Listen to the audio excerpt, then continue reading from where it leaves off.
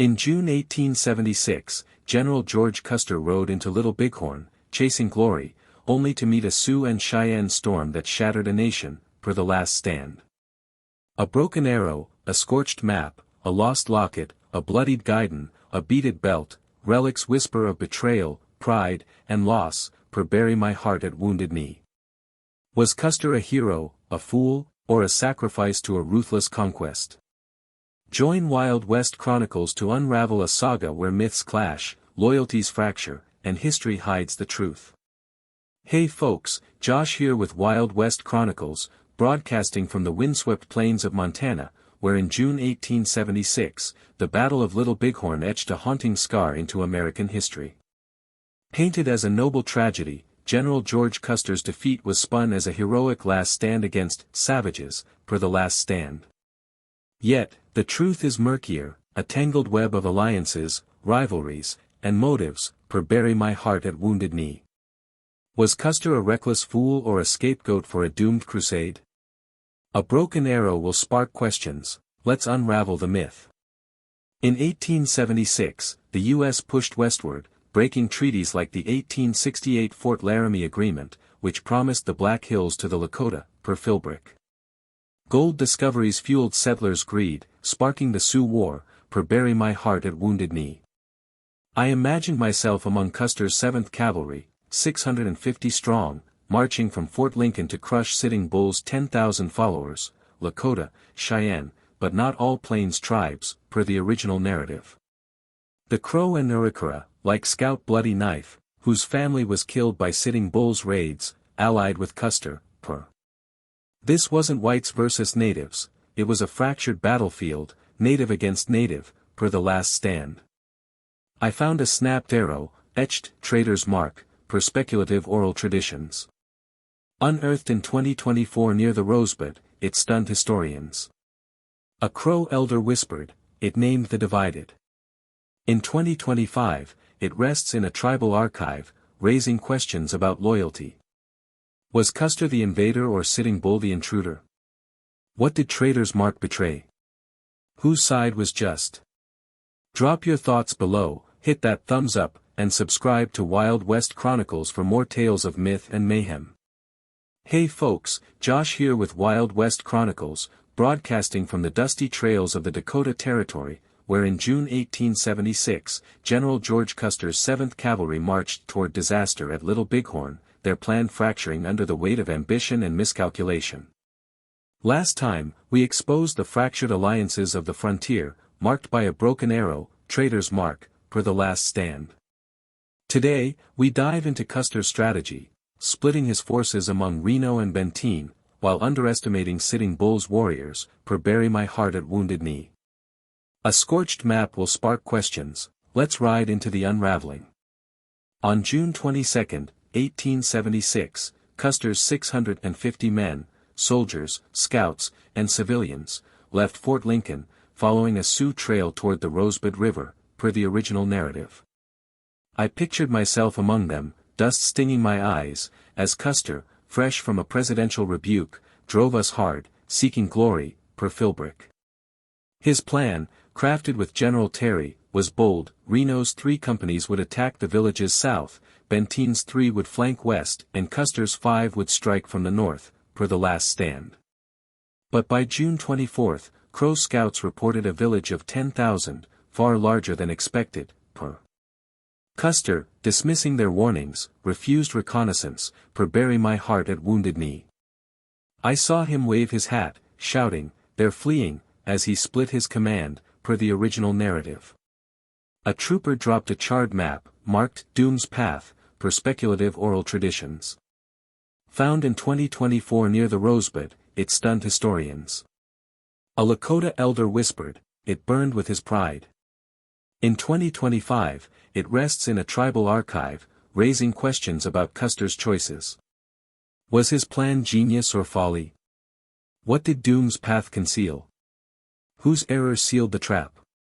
Drop your thoughts below, hit that thumbs up, and subscribe to Wild West Chronicles for more tales of strategy and strife. Hey folks, Josh here with Wild West Chronicles, broadcasting from the blood-soaked banks of the Little Bighorn, where on June 25, 1876, General George Custer's 7th Cavalry charged into a Sioux and Cheyenne storm, unraveling his legend in a hail of bullets and arrows.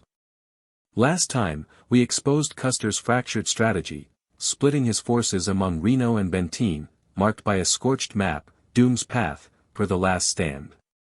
Before that, we untangled the frontier's divided loyalties, per bury my heart at wounded knee.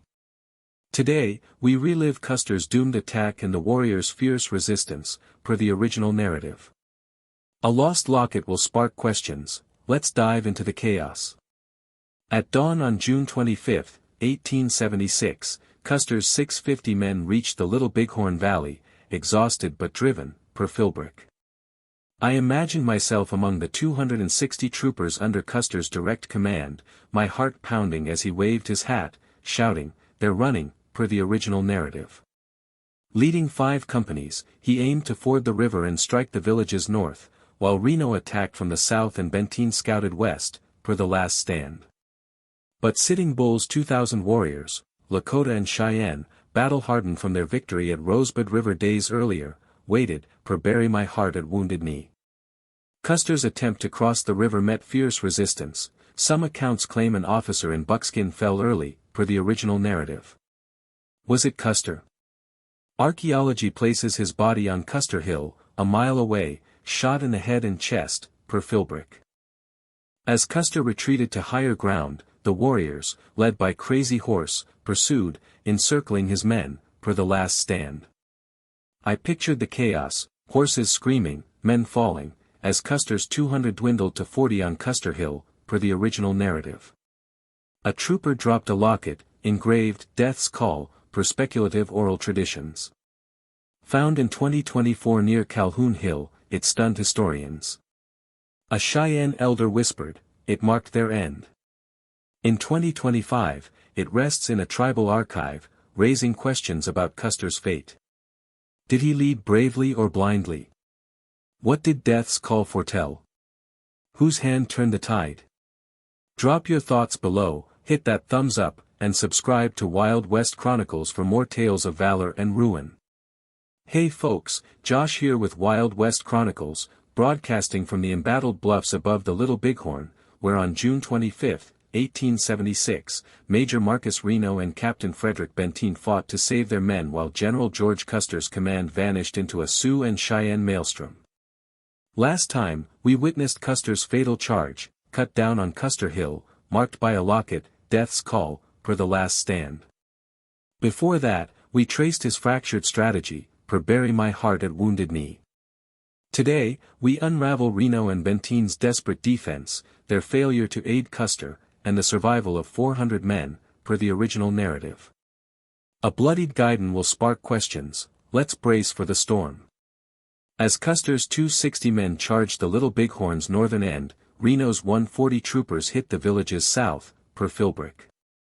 I imagine myself among Reno's men, carbines blazing, only to face 1,000 warriors, Lakota and Cheyenne, led by Crazy Horse, swarming from the village, per bury my heart at wounded knee. Reno's skirmish lines collapsed, a third of his men fell in under an hour, per the original narrative. Whispers of Reno's drunkenness, soldiers passing a bottle, his slurred orders, spread, per. Yet, with warriors closing in, Reno ordered a retreat to the timber, then a chaotic dash to the bluffs, per the last stand. Benteen, abandoning his western flank after Reno's collapse, joined him, ignoring Custer's plea for reinforcements, per the original narrative. Their 400 survivors held a hill for 2 days, under relentless siege, until the warriors withdrew on June 27, per Philbrick. I found a tattered guidon, soaked in blood, marked "Honor Stain," per speculative oral traditions. Unearthed in 2024 near Reno Hill, it stunned historians. A Lakota elder whispered, it bore their shame. In 2025, it rests in a tribal archive, raising questions about duty. Did Reno and Benteen betray Custer or save their men? What did Honor's stain conceal? Whose choice spared the rest? Drop your thoughts below, hit that thumbs up, and subscribe to Wild West Chronicles for more tales of courage and controversy. Hey folks, Josh here with Wild West Chronicles, broadcasting from the haunted plains of Little Bighorn, where in June 1876, General George Custer's defeat became a legend, but Sitting Bull's victory reshaped history's lens. Last time, we followed Reno and Benteen's desperate stand, marked by a bloodied guidon, honor's stain, per the last stand. Before that, we witnessed Custer's fatal charge, per bury my heart at wounded knee. Today, we unravel the legacy of Little Bighorn, the triumph of Sitting Bull's warriors, and history's judgment on a fractured frontier, per the original narrative. A sacred relic will spark questions. Let's face the final truth. The dust settled on June 27, 1876, as General Terry's forces arrived, finding Custer's 268 men dead, their bodies scattered across Custer Hill, per Philbrick. Reno and Benteen's 400 survivors, battered but alive, held their hill, per the original narrative.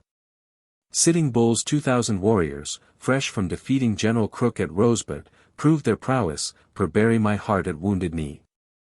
Yet, their victory was fleeting. By 1881, the U.S. Army crushed the Sioux, forcing Sitting Bull to surrender, per. The Lakota and Cheyenne were confined to reservations, their way of life shattered, per. Custer's name endured in myth, hero to some, fool to others, while native voices faded, per the last stand. In 2024, a beaded belt, spirit's thread, was found near Custer Hill, weaving symbols of Traitor's mark, doom's path, death's call, and honor's stain, per speculative oral traditions. A Sioux elder whispered, "It binds our grief." In 2025, it rests in a tribal archive, raising questions about legacy. Was Little Bighorn Custer's defeat or Sitting Bull's triumph? What does spirit's thread mourn? Whose story will history tell? Drop your thoughts below, hit that thumbs up,